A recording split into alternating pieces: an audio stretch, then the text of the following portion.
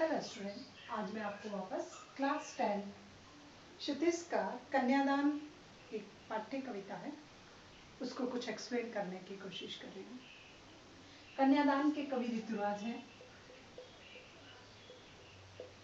और कवि ऋतुराज ने स्त्री का, एक माँ का अपनी बेटी के साथ जो रिश्ता बताया है उसका बहुत ही अच्छा और बहुत ही सुदृढ़ मार्मिक चित्रण जो कवि ने किया है वो बहुत ही भावुक बना हुआ है। यहाँ माँ और बेटी के बीच जो संवाद हो रहे हैं वो विवाह के समय के हैं कि हमारे यहाँ एक सामाजिक परंपरा रही है कि जब लड़की की शादी कर दी जाती है तो ऐसा माना जाता है कि लड़की का दान कर दिया गया, उसे हम लोग कन्यादान कहते हैं। दान स्वरूप माता पिता अपनी पुत्री को किसी दूसरे को सौंप देते हैं। तो कन्यादान शब्द जो है वो उसी परंपरागत रूढ़िवादी विचारधारा का एक प्रतीक है कि पुत्रियां जो होती है वो दान की जाती है किसी दूसरे को, और फिर वो दान उसका हो जाता है, उसका सुख दुख का सब कुछ भागीदार जिसको दान दिया गया है वही व्यक्ति होता है। स्त्री बेटी का उस घर से वापस किसी तरह का कोई संबंध नहीं होता है। तो कवि ने इस कविता के माध्यम से बहुत ही सुंदर शब्दों में एक माँ की अपनी बेटी को जो सीख दी जा रही है विवाह के समय, उस सीख का बहुत ही मार्मिक चित्रण किया है कि माँ परंपरागत तरीके से हट करके, एक आदर्श तरीके से हट करके वास्तविक परिस्थितियों के अनुरूप रहने की सीख जो है वो अपनी पुत्री को दे रही है।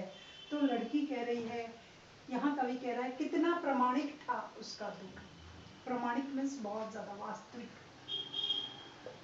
वास्तविक रियल जिसको हम बोलते हैं, कितना प्रमाणिक था उसका दुख कि जब एक माँ से उसकी पुत्री, क्योंकि पुत्री जो होती है वो माँ के सुख दुख में भागीदार होती है, वो आपस में अपनी सारी बातें विचार विमर्श सुख दुख के साझेदार होते हैं। एक दूसरे को समझने की क्षमता जितनी माँ की बेटी के साथ होती है उतनी एक पुत्र की अपनी माँ के साथ नहीं होती, प्राय ऐसा माना जाता है। तो कहे कि कितना प्रमाणिक था उसका दुख लड़की को दान में देते वक्त कि जब लड़की का कन्यादान किया जा रहा था, उसको फेरे के समय उसको किसी दूसरे को सौंपा जा रहा था, तो उसका दुख कितना वास्तविक था। मतलब वो अंदर ही अंदर कितना घुट रही थी, कितना रो रही थी, ये केवल मात्र एक स्त्री ही महसूस कर सकती है कि उसका दुख कितना वास्तविक था कि जिसको मैंने इतने वर्षों तक अपने पास रखा, पाला पोसा बड़ा, जो मेरे सुख दुख की भागीदार थी, आज मैं उसको किसी और को सौंप रही हूँ। जैसे वह उसकी अंतिम पूंजी हो। माँ को लग रहा था कि पुत्री उसकी अंतिम पूंजी थी, मतलब जो उसने वर्षों से संचित कर रखी थी, वो चाहती थी कि उसके सारे गुण उसकी पुत्री में आए। तो धीरे धीरे कर करके उसने अपनी पुत्री में उन सभी गुणों को भरा, एक अच्छी खासी पूंजी तैयार की, और अब वो पूंजी वो किसी और को सौंपने जा रही है तो वो तो फिर खाली की खाली हो जाएगी, निर्धन हो जाएगी। तो माँ को ऐसा लग रहा था कि अब उसकी जो अंतिम पूंजी है, जो उसका सुख दुख का भागीदार है, अब वह भी उससे लुटने जा रहा है, वह भी वो किसी और को सौंप रही है।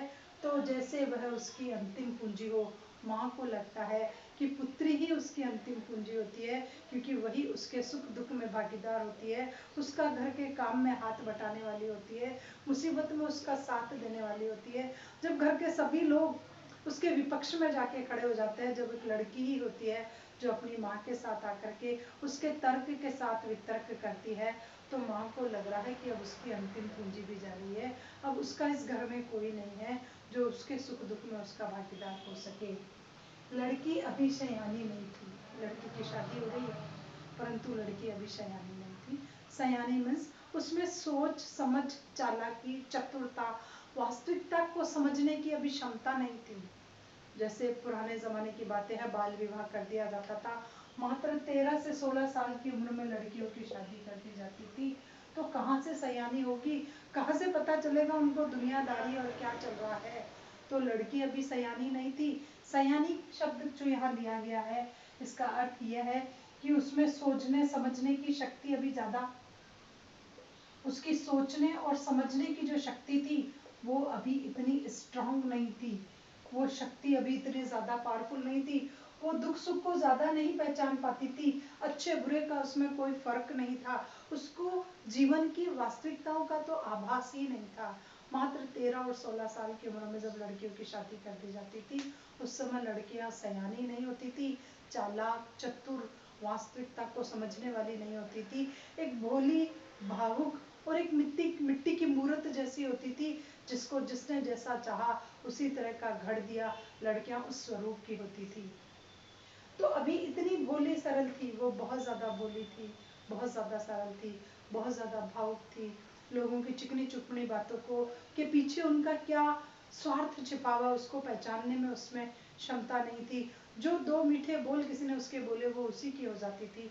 तो लड़कियां बहुत सरल और बहुत ज़्यादा भावुक होती थी, उनमें सोचने समझने की शक्ति नहीं थी कि उसे सुख का आभास तो होता था। उसे पता था मेरी शादी होने वाली है, मेरे लिए गहने आएंगे, जेवर आएंगे, नए नए कपड़े आएंगे, खूब सुंदर सुंदर कपड़े पहन करके कोई घोड़े पर चढ़ करके राजकुमार आएगा जो मुझे ले जाएगा। इसमें उसको सुखों का आभास था।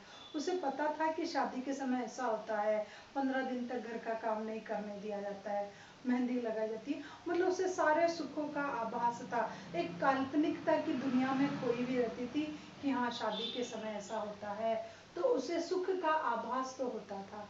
उसे सारी बातें सुखों की आभास होती थी, लेकिन दुख बाँचना नहीं आता था।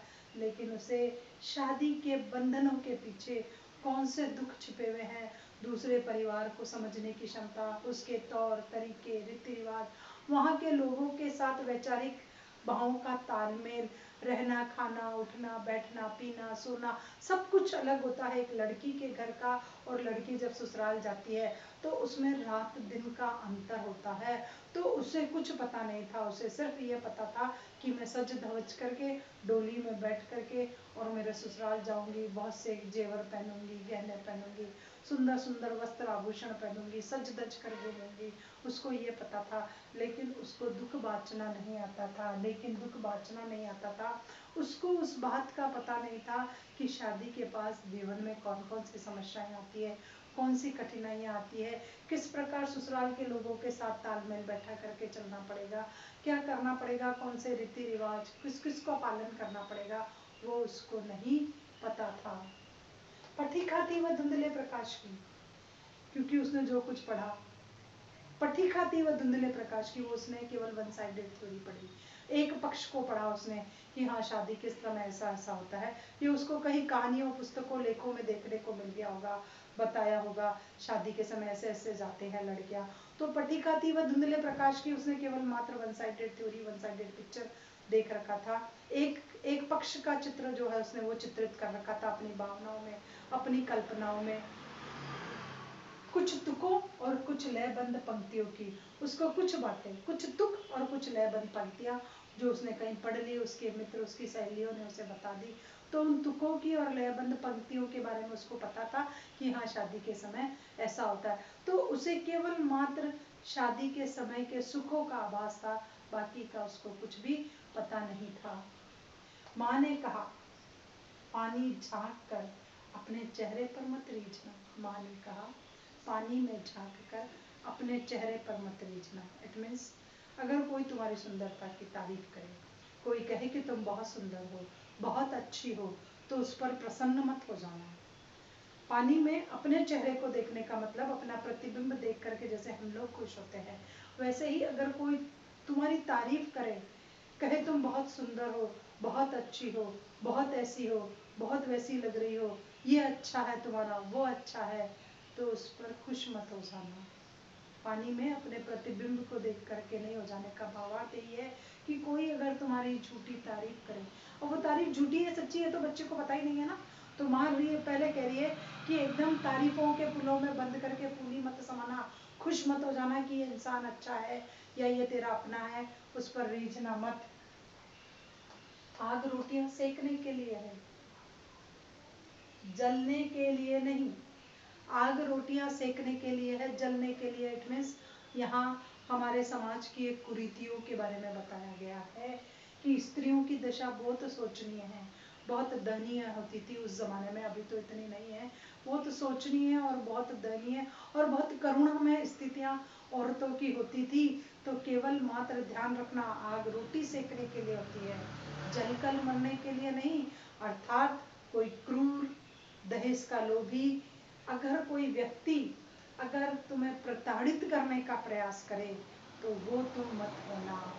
आग रोटियां सेकने के लिए ठीक है, तुम कुछ हद तक उनकी बातों को मानना, पर अगर कोई तुम्हें ज्यादा परेशान करे, ज्यादा प्रेशर करे, क्रूर हो, क्रोधी हो, तुम्हें बार बार दहेज के लिए परेशान करे और तुम्हें जलाने का प्रयास करे, तब तुम अपने आप में सावधान हो जाना। ऐसा समय मत आने देना। बस केवल मात्र संकट को दूर से देख करके पहचानना। आग रोटी सेकना मतलब अपना मतलब पूरा कर लेना उतना ठीक है कि कोई तुम्हें लग रहा है कि कोई इंसान ऐसा है तो एक हद तक ठीक है, उससे अपना काम निकाल लेना, पर जल करके मरना नहीं। उसकी हर गलत काम से पहले ही तुम सावधान हो जाना कि वो क्या करने वाला है तुम्हारे साथ, इसका तुम्हें पहले से आभास होना चाहिए। वस्त्र और आभूषण शाब्दिक भ्रमों की तरह बंधन है। अब औरतें क्या होती है, वस्त्र और आभूषण का अर्थ है कि अगर कोई दिखावा पसंद की करे, तारीफ करे, तुम्हारे लिए उपहार लाए, कभी तुम्हें वस्त्र दे, कभी तुम्हें जेवर दे, आभूषण दे, तो औरतें क्या होती है, अपना सब कुछ भूल जाती है, अपना गौरव, अपना स्वाभिमान, अपना अस्तित्व सब कुछ भूल करके और दूसरों के प्रति समर्पित हो जाती है। तो यहाँ बताया है कि वस्त्र और आभूषण तो है वो जीवन में बंधन डालने वाले हैं, क्योंकि अगर तुमने किसी के आभूषण स्वीकार कर लिए तो वो जैसा कहेगा तुम्हें मानना पड़ेगा। तो ये आभूषण और वस्त्र जिंदगी के बंधन है, तुम्हें बंधन में बांध देंगे, तुम्हें दूसरों का गुलाम बना देंगे, दूसरे तुम्हें अपने इशारों पर नचाने का प्रयास करेंगे। तो इनके मोह में आकर के अपने जीवन में बंधनों को मत स्वीकार करना, इनके मोह में आकर के जीवन में बंधनों को स्वीकार मत करना, अपने अस्तित्व को कभी किसी पुरुष को समर्पित मत करना, अपने अस्तित्व को किसी पुरुष को समर्पित मत करना और अपने स्वाभिमान और अपने गौरव की रक्षा करना। तो वस्त्र और आभूषण शाब्दिक भ्रमों की तरह बंधन है स्त्री के जीवन के। जैसे कोई शब्दों के जल में फंसा लेता है, बहुत अच्छे हो, बहुत ही बढ़िया, बहुत ही सुंदर, क्या खूब लगती हो, क्या खूब करती हो, ये वाली बातें होती है। तो इन शब्दों के जाल में बिल्कुल मत फंसना। माँ ने कहा लड़की होना पर लड़की जैसी दिखाई मत देना। माँ ने कहा लड़की होना, लड़की करुणा की मूरत होती है, दया, ममता, ममत्व, कर्तव्य निष्ठा, मतलब लड़कियों में बहुत सारे गुण बताए गए हैं।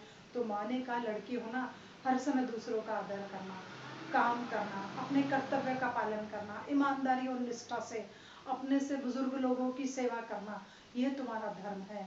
तो लड़की होना पर लड़की जैसी दिखाई मत देना, पर ऐसा नहीं हो, धैर्य होना, निस्वार्थ भाव से सेवा करना, पर लड़की जैसी दिखाई मत देना। पर जब तुम्हारे पर कोई अत्याचार करे, कोई क्रूर, तब हीरू, भीरू, धीर, हीन, मतलब ये सारे कायरता, ये सारे लक्षण तुम्हारे में नहीं होने चाहिए, दुर्बलता नहीं होनी चाहिए। तुम दृढ़ता से शोषण और अन्याय का सामना कर सको, फिर ऐसी दिखना। तो माँ अंतिम पंक्तियों में लड़की को चेतावनी दे रही है कि लड़की होना सब कुछ भी पॉजिटिव, सब अच्छे से करना, शांति से करना, दूसरों के घर में जाकर के एडजस्ट होना, वहाँ के साथ सामंजस्य और तालमेल मिलाना, कि हाँ लोग कहे कि लड़की बहुत अच्छे घर से आई है, ये सब करना, पर लड़की जैसी दिखाई मत देना। पर जब बात तुम्हारे स्वाभिमान और तुम्हारी सुरक्षा की आ जाए, तब तुम लड़की जैसी दिखाई मत देना। हीर, धीरू, भीरू और धीर, मतलब इस तरह के तुम्हारे दुर्बल, कायर, डरपोक, ये लड़की मत होना। दृढ़ निश्चय के साथ शोषण और अन्याय का सामना करना, अंतिम पंक्तियों में माँ यही सिखाई देती है। तो इस पूरे पाठ में माँ की एक बेटी को कन्यादान के समय जो शिक्षा दी जा रही है उसका बहुत ही मार्मिक चित्रण किया गया है। और अंत में माँ लड़की को ये चेतावनी दे देती है कि तेरे सब कुछ लक्षण सही हो, सब कुछ अच्छा हो, पर बात अंत में जब तेरे ऊपर आ जाए तो तू इन सबको पीछे छोड़ करके और अपनी रक्षा और अपने स्वाभिमान के लिए हथियार उठाने तक का प्रयास करना। ये सारी बातें माँ ने एक लड़की को गई है। तो ये है प्रस्तुत कविता ऋतुराज के माध्यम से।